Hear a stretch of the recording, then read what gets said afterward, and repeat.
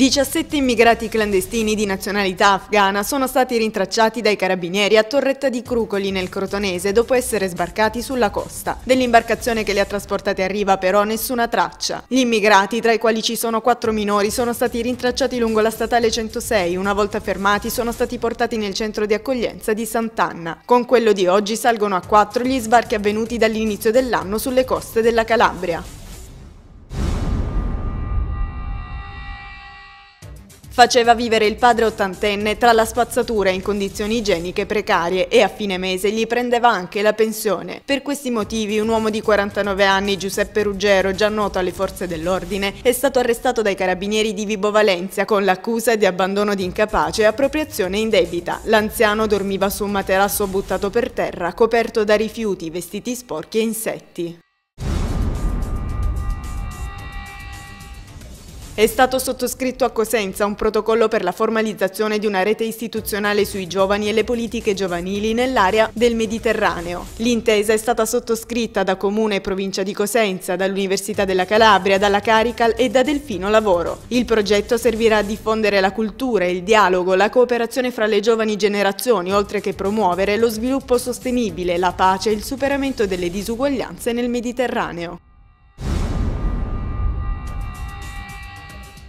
Il Centro di Salute Mentale di Catanzaro ha presentato ieri 87 borse di studio destinate all'inserimento lavorativo di soggetti con disabilità psichica. Il commissario straordinario dell'azienda sanitaria provinciale, Gerardo Mancuso, ha illustrato il progetto alla presenza del prefetto di Catanzaro, Antonio Reppucci. Siamo in pieno di rientro, ha sottolineato il prefetto, e per questo bisogna ottimizzare i servizi e risparmiare, ma questo non significa ridurre o non dare servizi efficienti. Un vertice dei dirigenti regionali dell'UDC con i dirigenti nazionali del partito, Mauro Libè e Renzo Lusetti, rispettivamente responsabili degli enti locali ed elettorali, si è tenuto ieri alla Mezzia Terme. Ad illustrare le posizioni del partito per le prossime amministrative Gino Trematerra, Marisa Fagà, Mario Tassone e Francesco Talarico. In sintesi, l'UDC chiede i candidati a sindaco di Crotone con Dorina Bianchi e di Cosenza con Mario Occhiuto, altrimenti rischia di far saltare il patto con il PDL. Sono stati in 7 i primi stranieri che a Crotone si sono sottoposti al test di italiano e alle 3 prove previste dalle norme del Ministero dell'Interno per ottenere il permesso di soggiorno. La prova si è svolta all'Istituto Comprensivo Cutuli ed è stata sostenuta da un cittadino dello Sri Lanka, un giovane marocchino, 4 persone di nazionalità ucraina, tra le quali una donna. Per l'esame di italiano è stato siglato un accordo tra Prefettura di Crotone e Ufficio Scolastico Regionale.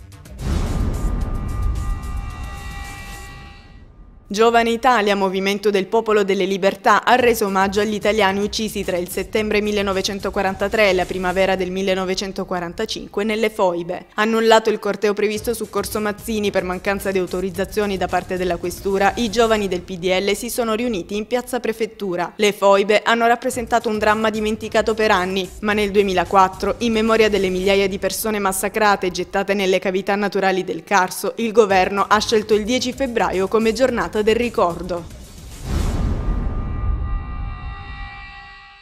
Una fiaccolata per ricordare Giuseppe Sorgonà, il parrucchiere 24enne ucciso un mese fa in centro a Reggio Calabria, è stata organizzata ieri. Il raduno è avvenuto alle 18 davanti la questura. I familiari sono stati ricevuti dal questore Casabona, che ha voluto assicurare l'impegno degli investigatori per l'individuazione dei responsabili. Poco prima di tornare in strada per il corteo, i familiari hanno consegnato al questore una lettera. Poi è partita la fiaccolata, che si è conclusa in via De Nava, sul luogo in cui Giuseppe Sorgonà è stato ammazzato.